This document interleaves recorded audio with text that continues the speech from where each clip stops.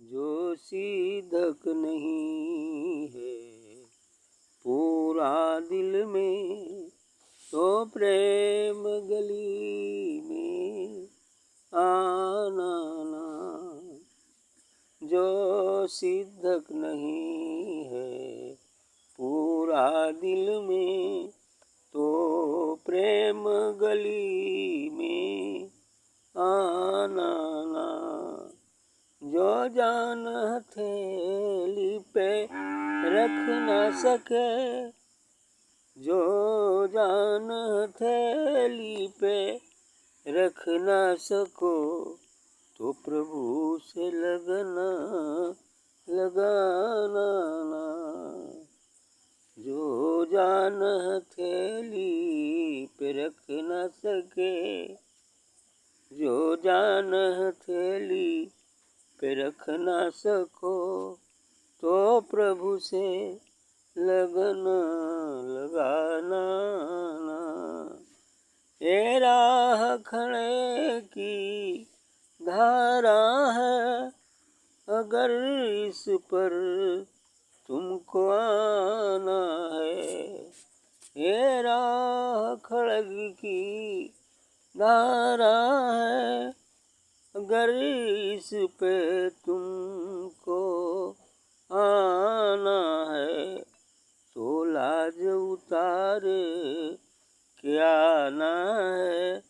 नहीं तो कदम कभी भी बढ़ाना ना, नहीं तो कदम कभी भी बढ़ाना ना।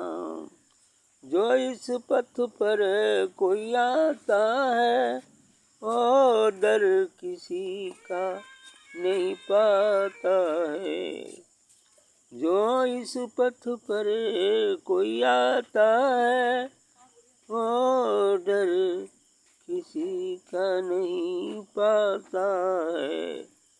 घर खौफ है रिश्तेदारों का, घर खौफ है रिश्तेदारों का, तो भूल के गुण तू गाना ना, तो भूल के गुण तू गाना ना।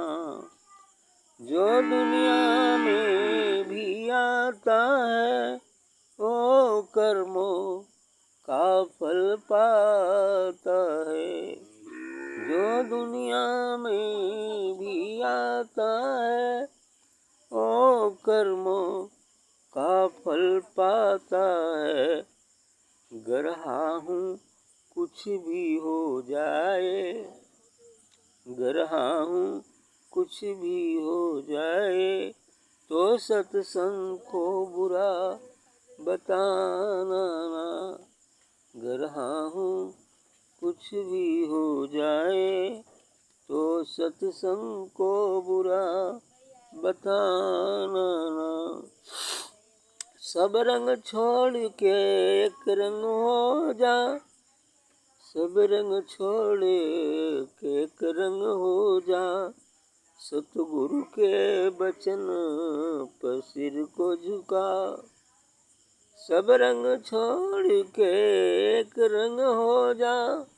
सतगुरु के बचन पर सिर को झुका, घर नाता निभाना पूरा है, घर नाता निभाना पूरा है, तो चोले को दाग लगाना ना, तो चोले को दाग लगाना ना।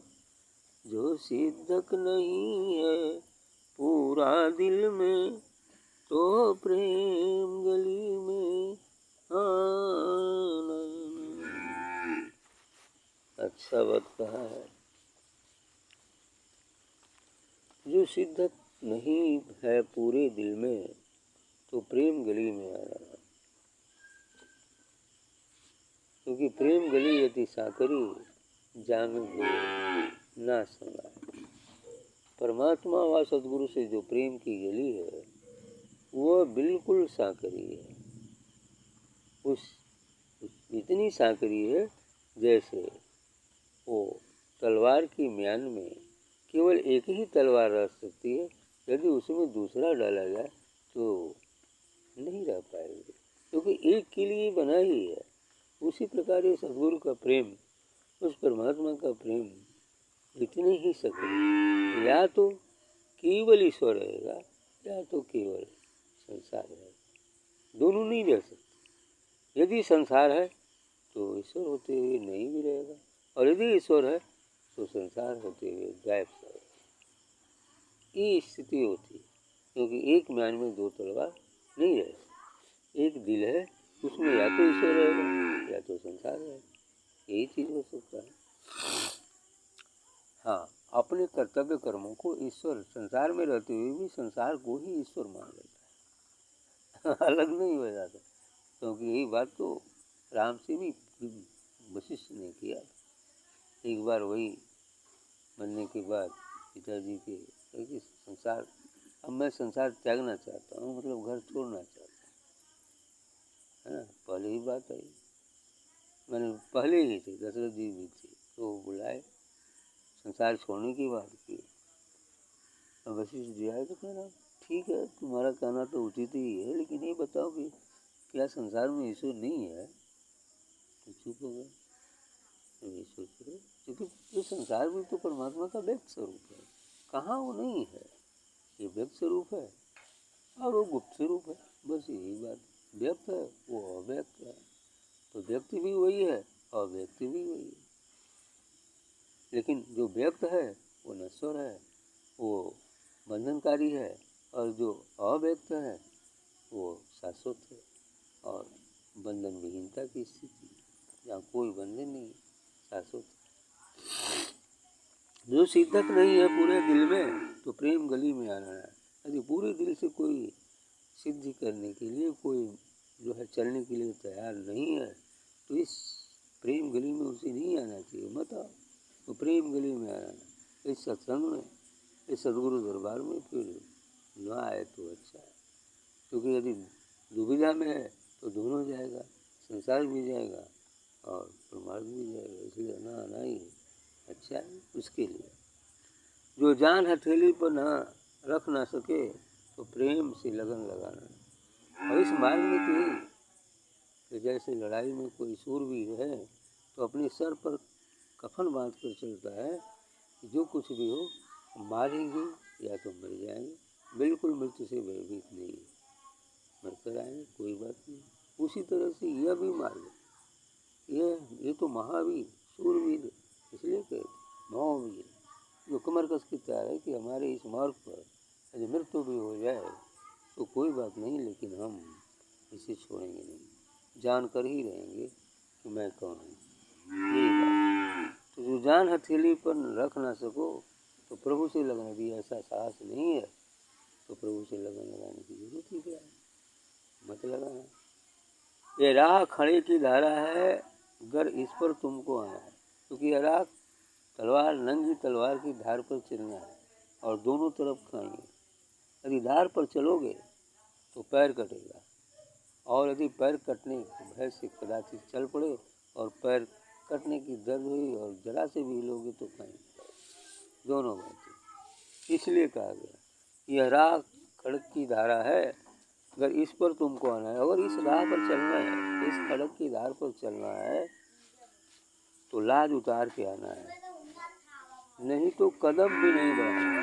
लाज उतार कर, संसार की लाज, संसार में जब चलोगे संसार वाले बहुत कुछ कहेंगे, देखिए ये कर रहा है, वो कर रहा है, ये कर रहा है, वो कर रहा है, साधु हो गया, बड़ा भगत बन रहा है, ऐसे ही सब बात करेंगे, है ना।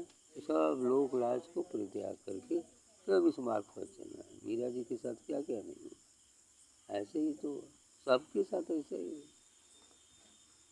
तो इसलिए कर रहे हैं। तो लाज उतार के आना है, इस लाज को उतार देना है, नहीं तो कदम कभी भी बढ़ाना ना आए करें, कभी नहीं तो कदम ही मत बढ़ा। यदि लाज का डर है तो कदम मत बढ़ा।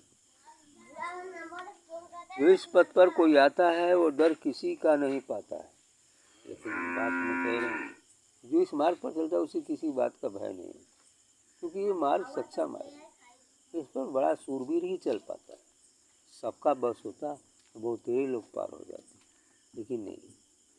ये मार्ग भी संकीर्ण है, रास्ता कठिन है और सरल भी है। चल पड़ा, शुरू में तो बहुत कठिन सा लगता है, लेकिन बाद में इतना सरल हो जाता है कि क्या पूछना है, कहने में ही नहीं आता, इतना सरल हो जाता है। तो भाई वो तो कहा है कि गुलाब कांटों में ही खिलता है ना, तो इसलिए कांटे तो पहले ही गड़ेंगे ना, गुलाब तो बाद में गड़ेगा। ऐसा ही होता है किसी भी मार्ग पर, चाहे वो मार्ग संसार का हो या परमार्थ का हो, लेकिन शुरू में कठिनाइयाँ होती हैं, है ना।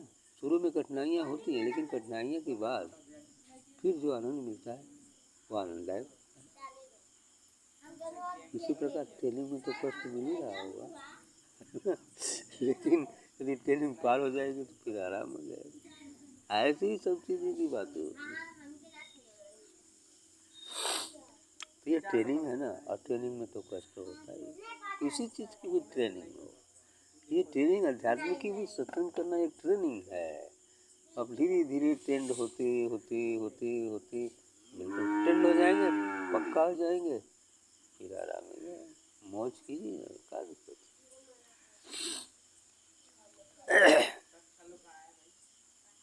गर खौफ है रिश्तेदारों का तो भूल के गुण तू गाना, लेकिन यदि मान लो रिश्तेदारों का भय, परिवार कुटुंब का भय है ना, उनका खौफ है कि क्या होगा क्या होगा, तो भूल से भी सत्संग में मत गुण गाओ ईश्वर का। जो दुनिया में भी आता है वो कर्मों का फल पाता है, बिल्कुल सही। जो इस दुनिया में आया है और आता है वो पिछले कर्मों का फल तो उसे भोगना ही पड़ता है, क्योंकि प्रारब्ध पहले बनी पीछे बनी शरीर, पहले प्रारब्ध से ही ये शरीर मिलता है और प्रारब्ध के अनुसार ही उसे सुख या दुख दिया जाता है, जो उसके स्वयं के कर्मों का ही फल होता है। जो वो बोया है उसे काटने के लिए आता है, यदि अच्छा बोया है तो अच्छा मिलता है और बुरा बोया है तो बुरा मिलता है। अर्थात अच्छे कर्मों का फल जब उदय होता है तो कुछ सुख प्राप्त हो जाता है, और बुरे कर्मों का फल जब उदय होता है तो दुख प्राप्त होता है। इसलिए उसमें घबराने की कोई आवश्यकता नहीं है, कम से कम प्रारब्ध भोग कर समाप्त तो हो जाएंगे उसमें किसी का दोष नहीं, हमारे निज कर्मों का ही फल है। अगर हाँ हो कुछ भी हो जाए तो सत्संग को बुरा बताना। एक बात और भी, यदि मान लो तुम सत्संग में आए और मान लो तुम नहीं कुछ कर पाए, अलग भी हो गए, हाँ हो गया, कोई बात नहीं, तो यही मत कहना कि सत्संग बुरा है। सत्संग थोड़ी बुरा होता है, सत्संग बुरा नहीं होता, लेकिन कुछ लोग जो चले जाते हैं छोड़कर तो वो बुराई ही बतियाते हैं, ऐसा उनका नेचर बन जाता है ना, ऐसे ही स्वभाव बन जाता है। तो वो निंदा करें या स्तुति करें, उससे किसी को, संत महापुरुषों को कोई फर्क पड़ने वाला नहीं होता है, क्योंकि वो निंदा स्तुति दोनों में समान रहते हैं और अपने मार्ग पर चलना कभी छोड़ते नहीं। सब रंग छोड़ के एक रंग हो जा, आप आगे निचोड़ बता रहे कि सब रंग को छोड़ो, एक रंग में रंग जाओ। अर्थात सब तमाम दुनिया के जो सारे रंग हैं, काम क्रोध लोभ मोह मद मत्सर, इनको छोड़कर एक रंग सदगुरु से प्रेम में रंग जाओ, बस।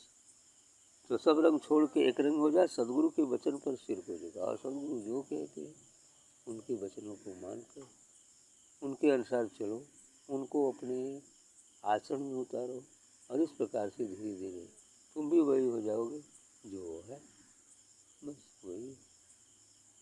अगर नाता निभाना पूरा है तो चोले को दाग लगाना है।